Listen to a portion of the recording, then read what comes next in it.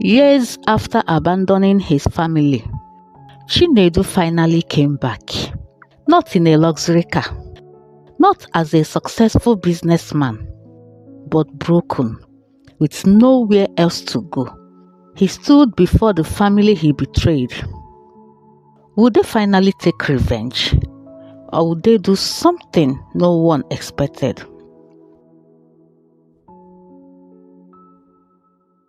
When their aunt introduced Ifeanyi and Shola as men who exported cashew, words failed Amaka and Kelechi. The word cashew echoed in their mind, refusing to leave.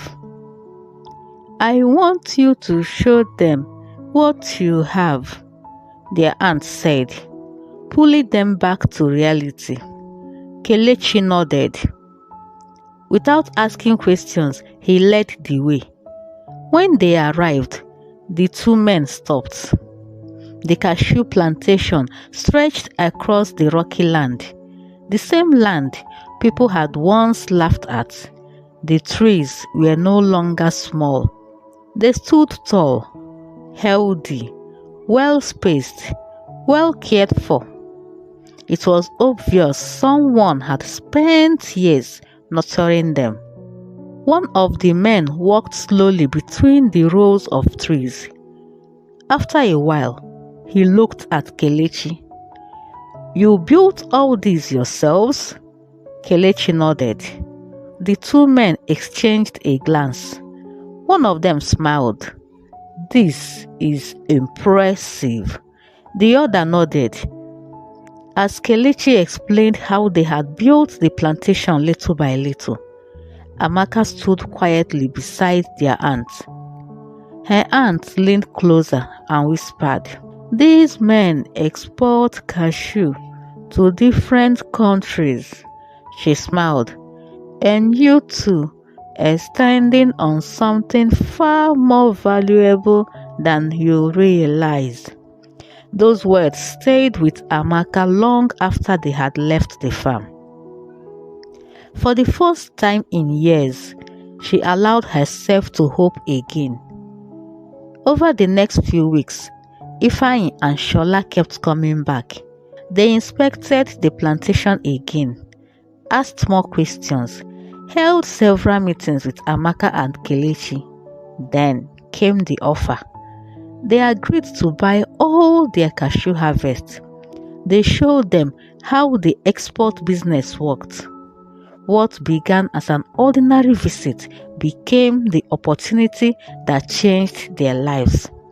Not overnight, but little by little. The land was finally rewarding the only two people who had never given up on it. Life continued to move forward. The business grew steadily. Each harvest opened another door. With every successful export, life finally began to smile on them. Kelechi completed his education. Instead of looking for work elsewhere, he chose to return home. The farm had become more than a source of income. It had become Mama Ngozi's legacy. He expanded the plantation, added more cashew trees, introduced better farming methods. The rocky land that people once laughed at was now producing more than anyone had imagined. Amaka also fulfilled a dream she had carried quietly for years. She opened a small shop in front of the house. With time, the small shop became a supermarket. As their lives improved, they rebuilt their home. They didn't tear down Mama Ngozi's old house, but they built a beautiful new one beside it. The old house remained exactly as it was. Mama Ngozi's room, her bed, even her framed photograph, everything stayed untouched. The house reminded them where they came from, and it reminded them of Mama Ngozi. Life continued to bless them. Shola became more than a business partner. Whenever he visited, he stayed long after the meetings had ended. Sometimes he helped Kelechi inspect the farm. Other times he sat outside with Amaka after closing the supermarket, talking about ordinary things, life, dreams, Mama Ngozi. Without realizing it, his presence had quietly become part of their everyday lives.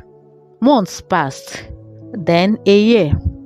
Shola never rushed Amaka, never asked questions she wasn't ready to answer. He simply remained patient, kind, consistent.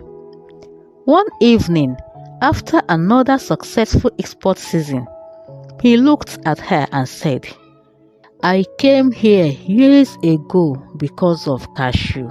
He smiled softly, "But I kept coming back because of you." This time, Amaka smiled too. A year later, surrounded by family, friends, and the people who had watched them rise from nothing, Amaka and Shola became husband and wife. The marriage was filled with so much peace. For the first time in many years, joy filled the house again. Life was finally becoming kind to them. Although Amaka was now married to Shola, very little changed between her and Kelechi. She still visited the farm. She still spent time at the supermarket. She remained the same Amaka who had stood beside her brother when they had nothing. And every important decision they continued to make together.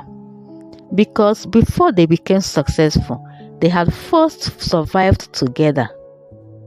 One afternoon, a familiar figure appeared at the entrance of the compound.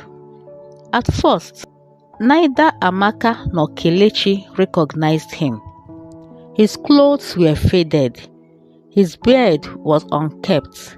His shoulders carried the weight of a man who had lost everything. Then he looked up. It was Chinedu. Not with expensive cars, not with pride, not with wealth. He had come on foot.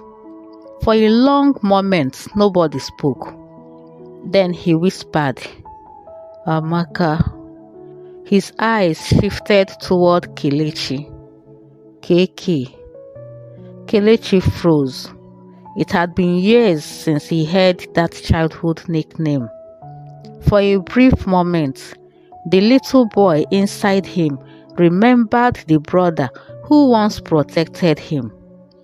Then the memories returned. The betrayal, the hunger, the years they had struggled alone. He turned away. Anger filled his heart. But before he could leave, Amaka gently held his hand. She looked at Chinedu, then quietly said, "Come inside." Chinedu couldn't believe what he had just heard. Slowly, he stepped into the house. Amaka gave him warm water to bathe, then served him food. He ate silently. Tears filled his eyes. He knew he deserved none of the kindness they were showing him. The days that followed were quiet. Chinedu never asked for anything. Instead, he started from the beginning. He learned the business, worked on the farms, worked with the staff, supervised deliveries, followed Kelechi to meetings. Weeks turned into months. He never asked for money. He simply worked, quietly, every day, little by little. He earned back the trust he had once thrown away. One evening, he stood before Amaka and Kelechi. His voice was heavy. "I cannot change what I did. I can only ask for another chance." Silence filled the room. Then Kelechi stepped forward and quietly embraced his brother. Nothing more needed to be said. Together, they farmed on the big land too. They expanded beyond cashew, adding more agricultural products to their export business.